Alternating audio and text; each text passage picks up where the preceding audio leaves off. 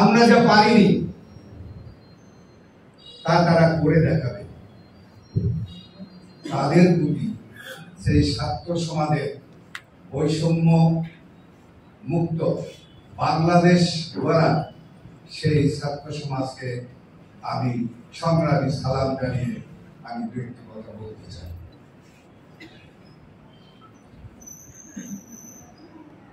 কোন মানুষ যদি মানুষের গায়ে যদি পানি ঝরে তাহলে তাকে পোশাক পরিবর্তন করতে হয়।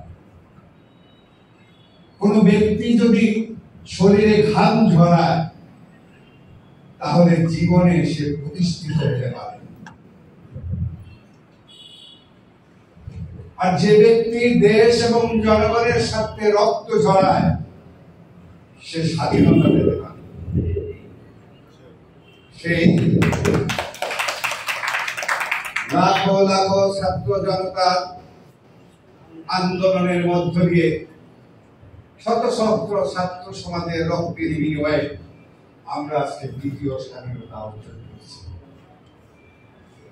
এই স্বাধীনতায় যে সমস্ত ছাত্র জনতা প্রাণ দিয়েছে আমি তাদের আত্মার মাগফিরাত কামনা করছি। যারা আহত হয়েছে হাজার হাজার তাদের পরিবারের প্রতি আমরা সমবেদনা জানাচ্ছি। আজকে দ্বিতীয় স্বাধীনতার কথা বলা হয়েছে, এটা দ্বিতীয় স্বাধীনতা। তাহলে কেন এটা দ্বিতীয় কেন? তাহলে প্রথম স্বাধীনতা গেল কোথায়? ঠিকই প্রথম স্বাধীনতা হয়েছে। প্রথম স্বাধীনতা আমরা পেয়েছি একটি স্বাধীন দেশ, একটি সবুজ সম্মিলিত পতাকা।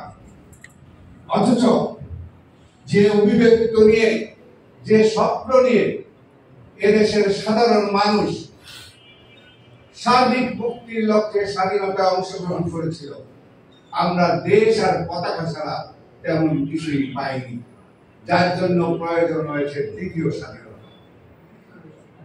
আমাদের প্রথম স্বাধীনতায় মানুষের অর্থনৈতিক মুক্তির কথা বলা হয়েছিল, সামাজিক নিরাপত্তার কথা বলা হয়েছিল, বিচার বিভাগের স্বাধীনতার কথা বলা হয়েছিল, গণতন্ত্রের কথা বলা হয়েছিল, বৈষম্যহীন সমাজ ব্যবস্থার কথা বলা হয়েছিল।